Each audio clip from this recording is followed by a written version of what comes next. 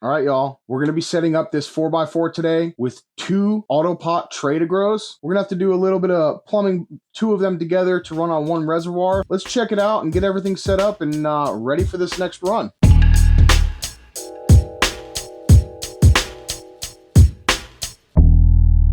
All right, so here's the old one that I had. Get the capillary mat. I pre-soaked this already to make my life a little easier. We will get that all tucked in there. Get our root barrier in there. As you guys can see, it's black on both sides now.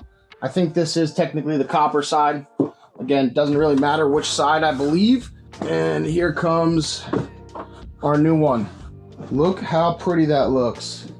Brand new one. Looks like they're still making them the same exact way, so nothing really new to report on that. But I think we should have plenty of room. We've got to plumb both of these together to run on 1 reservoir. Let's take a look at how we're going to do that. Okay, so let's take a look at some of the stuff we're going to be using today. I did bring some scissors just to make some good clean cuts. We've got our T that we're going to be using to join both of these together. I've got the original hose that was coming from this one, and I am using a flexi tank. We're not going to be filling it up or anything today. Plants are not ready for it, but I'm gonna at least get everything together and kind of show you guys how we're gonna set this all up. I think what our plan is gonna be, I'm gonna just kind of double this back, and that will give me equal sides of how long this is. So I'm gonna take this and we'll cut this right in half. I'm gonna take this side and we are going to route this into the other tray and get that set up. I have heard that if you use some warm water on these tubes, it will loosen them up and it makes it a little bit easier. I happen to be the conductor of the struggle bus, so we will do it the hard way.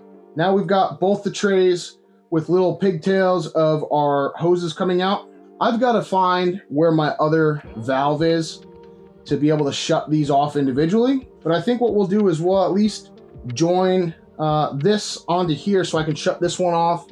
And then we'll find this one at a later time. So I'm gonna, again, cut that right there. I did bring a little bit of warm-ish water. It's kind of cold now, just to make my life a little easier putting these on. If this tray is drinking and these are ready for it and these ones aren't, I can shut this off. So it just makes the controllability just a little bit nicer. We're gonna take our T and we're gonna push that all the way in. And then again, we're doing it on this side. Boom. We've got our hose that is going to go to our reservoir. And just like that, both of them are now plumbed together. Easy enough. This goes right to the flexi tank. We're gonna go ahead and jump out real quick and I will show you how I'm going to connect all this to the flexi tank and how we set up the flexi tank. All right, so like I was saying, we are not going to be filling this up with any water or anything. This is just for the sake of the video. We are going to set this flexi tank up as if I was getting ready to get everything, you know, the water running in there. They come with 4 of these legs. They are going to get put in just like that. Even though this isn't a firm container, this will allow to support it and allow it to stand up just like that. There's no pumps or anything in this system. It's all fed by gravity. You have to have this pulled up just a little bit. And what I did a while back was created this, and this allows it to sit up just enough to allow that gravity to pull this down. For the sake of this video, I am gonna set it up just off to the side, though it would probably be best to run these hoses through your tent portholes and then hook it up. But again, just for this video, we're gonna set it up off to the side, get that all connected. Having your tank outside the tent is probably preferred. It's gonna look something like that. And this is really nice.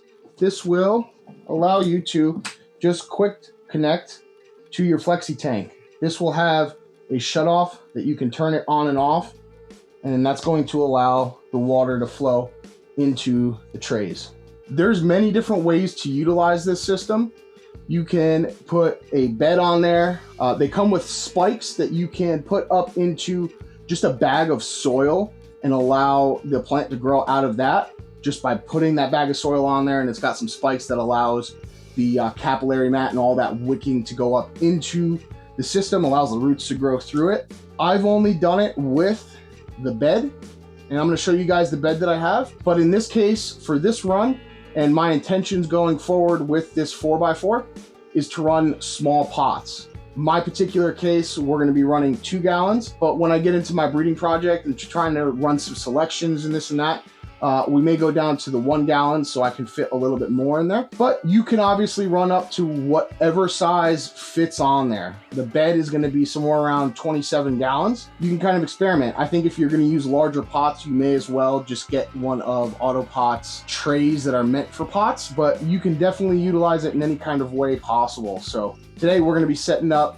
the 2 gallons on there, but I want to show you what it looks like with one of the beds on there, because I think it's a kind of a cool look. New Moon has a lot of awesome different containers and stuff. This was something that I got from him. Show you what we got going on and kind of what it would look like if you had a bed on there. So obviously it's empty right now, but right there, you've got a 27 gallon pot. Like I said, there's many different types. I happen to have New Moons. It's nice because you have the living soil sides that are going to help keep in a lot of that moisture. And then down here, it's a mesh material that's going to allow those roots to grow through very easily and allow that water to be wicked up. Here we have some 2 gallons. And in this case, we're going to stagger 4 of them on here. Probably going to be a little bit tight in the long run, but I think we'll be all right. 3 may be more ideal, but let's cross that bridge when we get there and see what kind of problems we have to deal with. So like I said, you have so many options. This is really a great tool. In this case, we're gonna have a 13 gallon reservoir, again with a shutoff there. I do plan on putting the other shutoff in there, just like this one, so I can control each individual one. But there, as you can see, it's a clean look. I think it's really awesome that we can go from small pots. We could go smaller and get a whole bunch in there, or we could go all the way back, up to a big house like this, have a big old bed in there. There's a lot of people that grow very well in these with the large beds. Our buddy Howling is one that has a lot of luck, and he does very well with it. So it is possible. Unfortunately, a guy like me tends to stunt his autos, so it's going to be a learning process. But this will be back in the garden at some point. We're going to have to get another AutoPot tray, I suppose. But let's get this bed out of here. We're going to get the other 2 gallons in there. That'll be it for today. All right. So here we go. We are getting our other pots in here. Originally, my intentions for this tent was to be a breeder tent for me to be able to run selections and kind of see what I had from those crosses that I made. So I wanted a designated area that I'd be able to kind of chuck pollen and do some work in.